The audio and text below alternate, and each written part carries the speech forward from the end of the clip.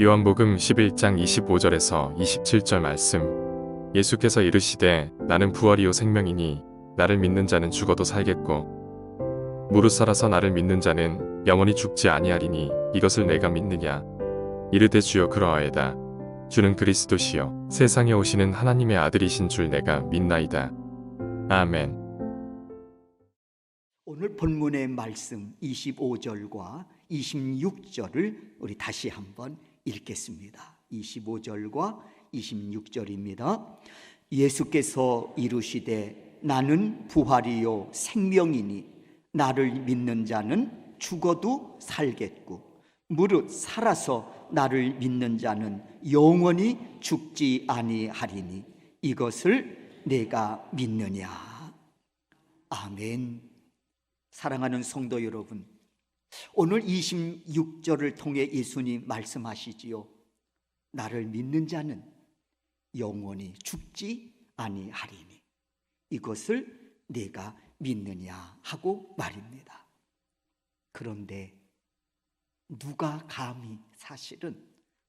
감히 이 죽음 앞에서 이런 말을 선포할 수 있겠습니까? 나를 믿는 자 영원히 죽지 아니하리니 이것을 네가 믿느냐. 누가 감히 죽음 앞에서 이런 말을 선포할 수 있겠느냐는 겁니다. 역사적으로 어떤 성인도 이런 말 한 적 없습니다. 왜요? 이유는 분명하지요. 생명의 주인이 아니기 때문입니다. 그렇다고 생명을 주관할 능력도 없기 때문입니다. 그런데 예수님은 수시로 이 말씀을 하셨습니다. 특히 예수님 때가 되어 십자가에 달려 죽으실 날이 임박해 오자 제자들에게 거듭거듭 말씀하시지요. 얘들아, 나 버림받고 십자가에 죽게 될 거야. 그런데 사흘 만에 다시 살아날 것이다 하고 예수님께서 거듭거듭 말씀하시지요. 그렇습니다. 이 말씀은 공생의 기간 중 공식적으로 3번 말씀하셨습니다. 나 죽게 될 거지만 얘들아 나 다시 살아날 거야 하고 공생의 기간 중 3번 예수님께서 제자들에게 말씀하셨지요. 마가복음 8장 31절입니다. 인자가 많은 고난을 받고 버림받아 죽임을 당하게 되겠지만 나 사흘 만에 살아날 거야 하고 마가복음 8장 31절에서 말씀합니다.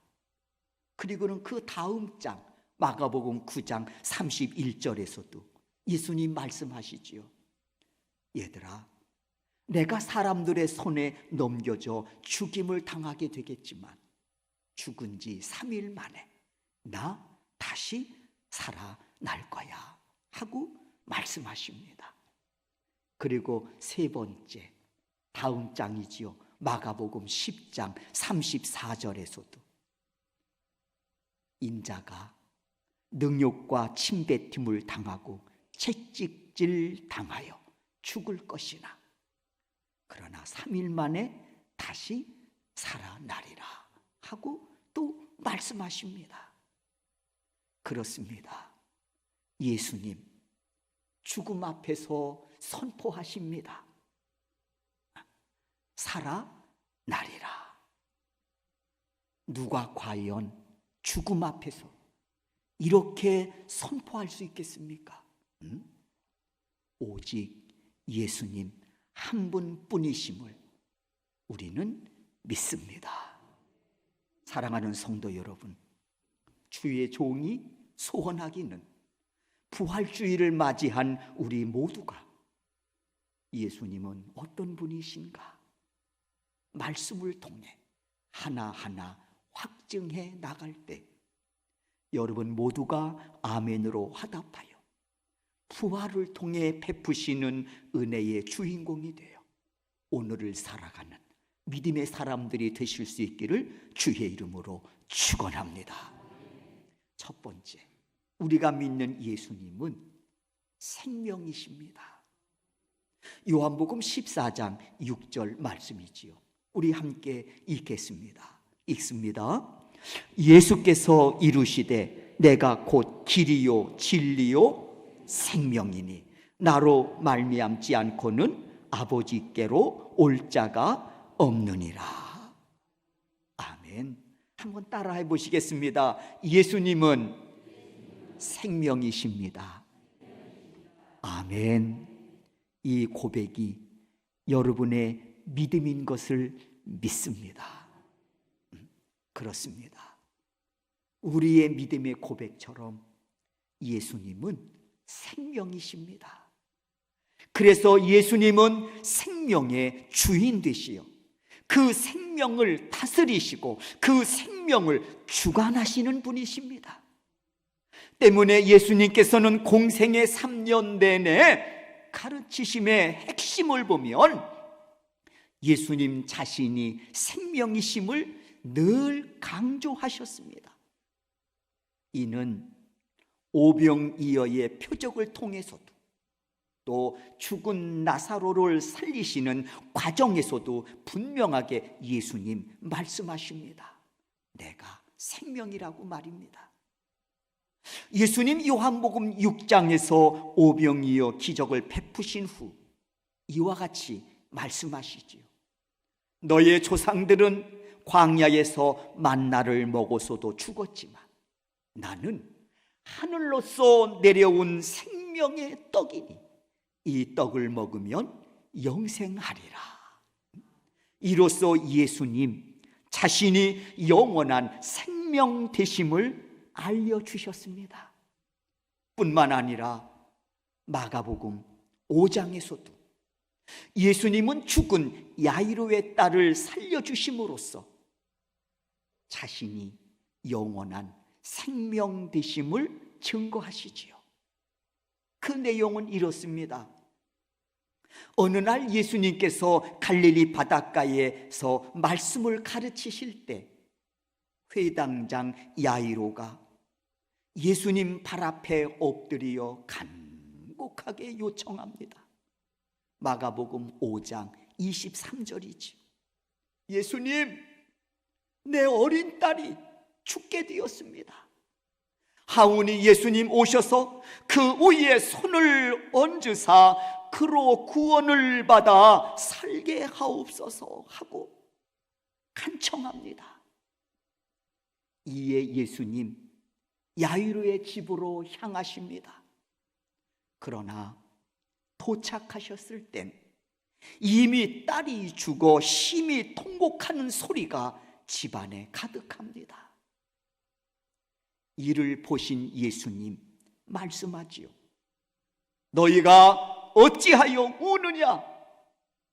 죽은 것이 아니라 잔다 하고 말씀하시니 사람들이요 비웃었다고 했습니다. 지금 이 딸이 죽어 지금 이 집안에 울음이 가득하거늘 어찌하여 예수님은 죽은 자를 놓고 찬다고 하시냐 하면서 사람들이 비웃었다고 했습니다. 당연하지 않습니까? 분명히 죽었는데 잔다고 하시니 누가 이를 믿겠습니까? 그럼에도 예수님은 분명 잔다고 하십니다. 사랑하는 성도 여러분, 누가 죽음을 앞에 두고 이런 말을 할 수 있겠습니까? 누가 죽음을 앞에 두고 이런 말을 할 수 있겠느냐 말이에요. 그런데 예수님은 당당하게 말씀하십니다. 죽은 게 아니라 잔다 하고 말씀하시는 거예요. 이유는 분명합니다. 예수님 자신이 생명이시기 때문입니다. 예수님 자신이 생명이시기 때문이에요. 이제 예수님 그 아이가 죽어 누워있는 방으로 들어가십니다. 그리고는 손을 잡고 말씀하시지요. 달리다금 내가 네게 말하노니 소녀야 일어나라 하고 예수님이 명하십니다. 그러자 소녀가 일어나 걸으니 나이가 12살이더라. 사랑하는 성도 여러분, 죽음도 예수님 말씀에 순종하는 순간입니다. 이유는 예수님이 생명이시기 때문입니다. 예수님이 생명이시기 때문이에요. 제가 언젠가 한번 말씀드린 적이 있지요. 제가 큰 사고가 나서 다리가 부러진 적이 있었습니다. 그래서 119를 타고 병원에 급히 갔지요. 밤늦은 시간이라 수술할 수가 없어 다음 진통제를 맞고 다음 날 아침까지 기다렸습니다. 담당 의사가 들어왔습니다. 그런데 사실은 큰 병원으로 이송해서 수술을 받으려고 모든 절차를 다 맞춰놓은 상황이었거든요. 그런데 담당 의사가 아침 일찍 들어왔어요. 그러면서 말하기를 저한테 저 자신 있습니다.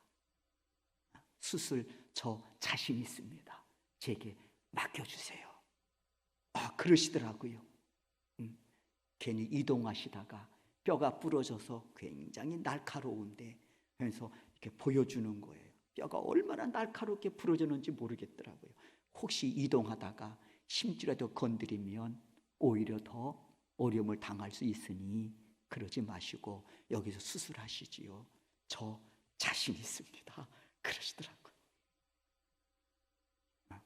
괜한 말 아니잖아요. 그거 아무나 할 수 있는 얘기 아니잖아요. 실력이 있으니까 그 얘기 하는 거지. 왜 이 말씀을 드리냐?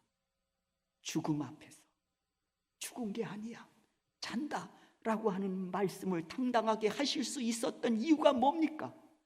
예수님 자신이 생명이시기 때문이었다는 사실입니다. 생명. 예수님 죽은 아이 방에 들어가십니다. 손을 잡고 말씀하십니다. 달리라고 내가 내게 말하노니 소녀야 일어나라. 그러자 소녀가 일어나 걸으니 나이가 12살이었더라. 죽음도 예수님 말씀에 순종하는 순간입니다. 이유요? 분명하지요. 예수님이 생명이시기 때문입니다.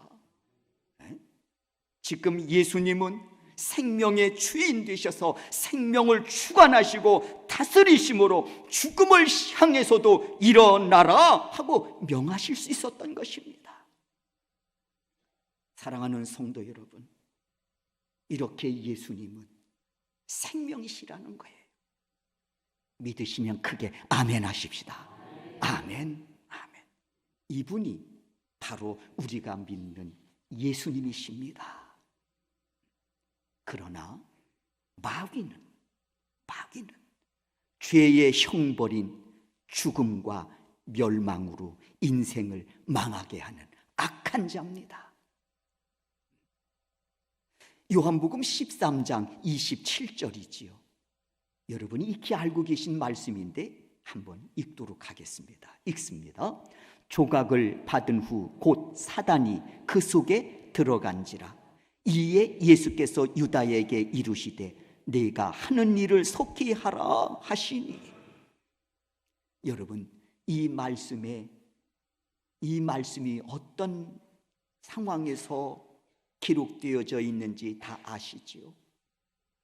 가룟 유다, 예수를 은 30냥에 팔아넘기려고 제자가 된 것은 분명 아닐 텐데, 은 30에 자기 스승을 팔아넘기려고 제자가 된 것은 아닌데 결과적으로는 그렇게 됐습니다. 가룟 유다는 이를 뒤늦게 후회하지요. 그리고 비참하게 인생을 마감짓습니다. 왜 가룟 유다가 이 지경에 이르게 되었을까?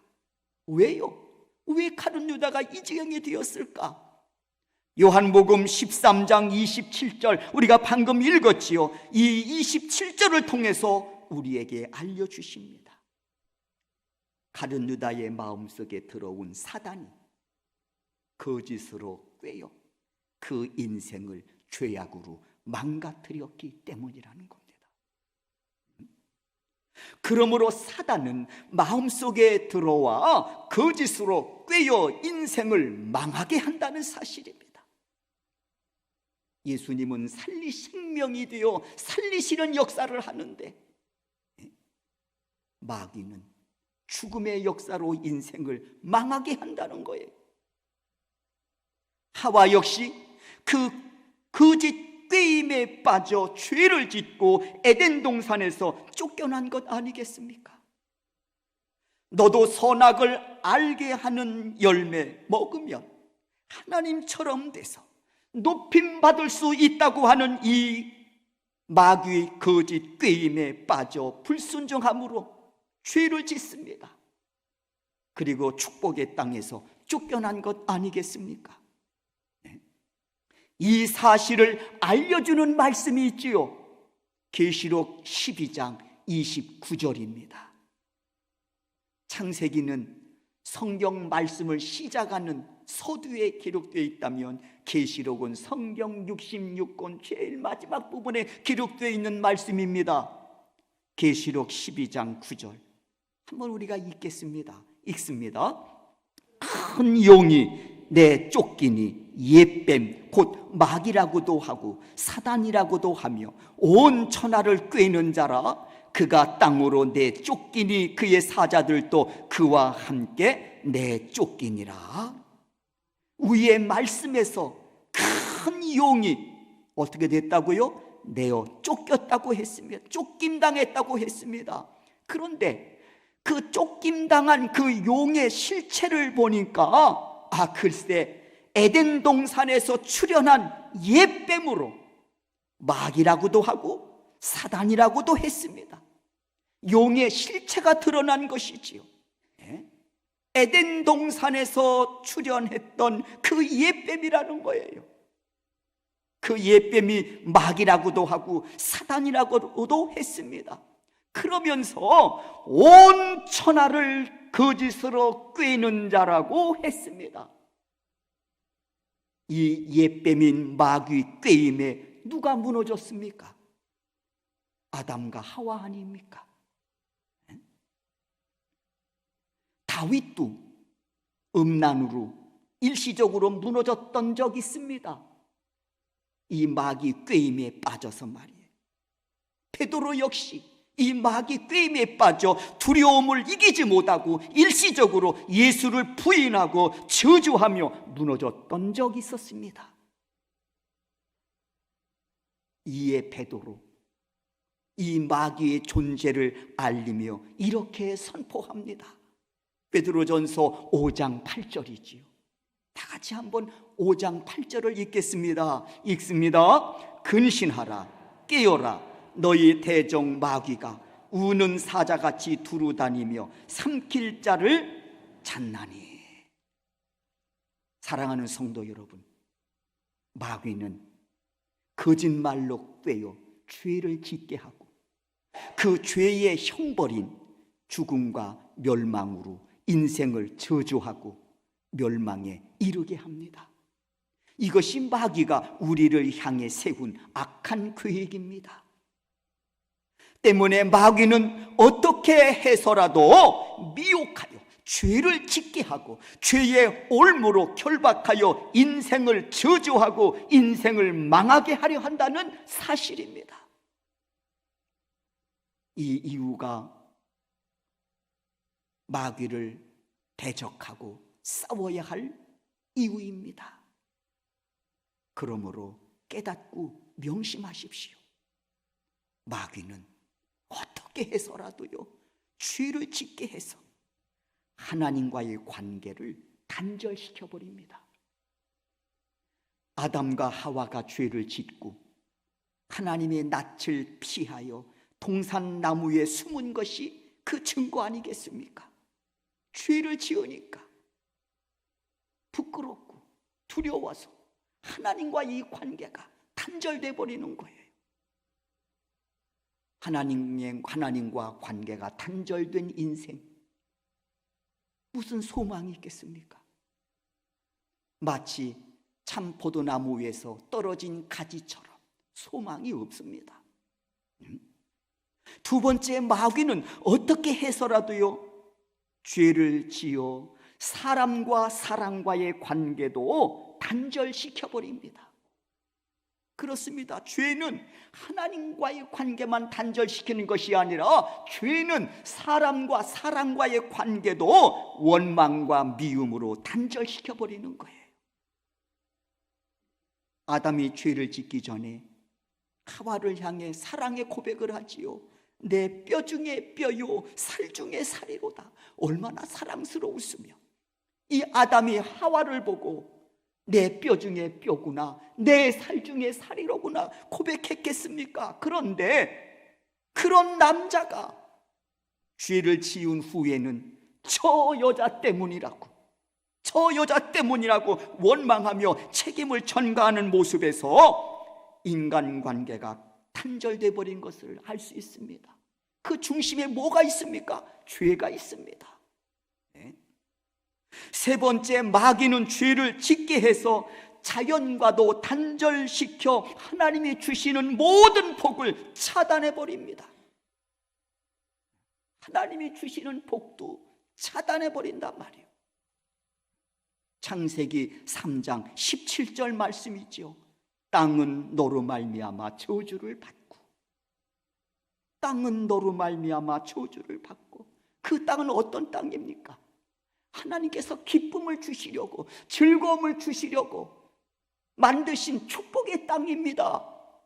그런데 죄를 지어버리니까 저주로 그 땅이 망가져 버립니다. 그렇습니다. 사단은 죄를 통해서 하나님과의 관계, 사단은 죄를 통해서 사람과의 관계 단절시킬 뿐만 아니라 땅을 통해 주시고자 예비해 놓으신 하나님의 은혜도 저주를 통해 막아버린다는 것입니다. 이렇게 마귀는 죄로 모든 관계를 단절시킨 뒤 가차없이 지옥으로 밀어 넣어버리는 거예요. 그래서 예수님을 떠난 인생은 소망이 없는 것입니다. 예수님을 떠나 죄에 빠진 인생은 소망이 없는 것입니다. 참 포도나무 가지에서 떨어진 가지, 포도나무 원줄기에서 떨어져 버린 가지, 여러분 무슨 소망이 있겠습니까? 네? 이에 대해서 로마서 5장 12절 통해서 이렇게 말씀하고 있습니다. 읽습니다. 그러므로 한 사람으로 말미암아 죄가 세상에 들어오고 죄로 말미암아 사망이 들어왔나니 이와 같이 모든 사람이 죄를 지었으므로 사망이 모든 사람에게 이르렀느니라. 이 말이 뭔고 하니, 모든 사람이 죄를 지었으므로 사망이 모든 사람이 이르렀다. 여기서 말한 사망은 저주와 멸망을 말하는 것입니다. 모든 사람이 죄를 지었으므로, 마귀 거짓 유혹에 속아 모든 사람이 죄를 지었으므로 결국 저주와 멸망에 이르게 되었느니라, 그 말씀입니다.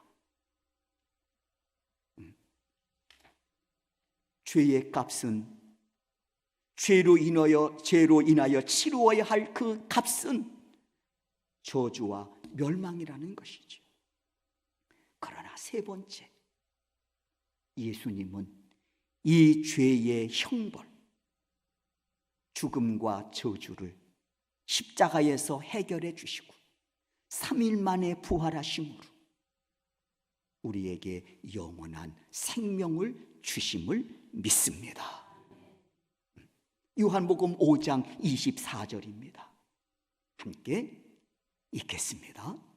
내가 진실로 진실로 너희에게 이르노니 내 말을 듣고 또 나 보내신 이를 믿는 자는 영생을 얻었고 심판에 이르지 아니하나니 사망에서 생명으로 옮겼느니라.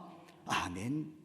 이를 위해 예수님 이 땅에 속죄의 제물로 오셨습니다. 그리고 예수님은 그 하나님의 뜻을 이루시기 위해 십자가에 달려 죽으심으로 우리의 치욕스러운 죄의 형벌을 대신 감당하셨습니다.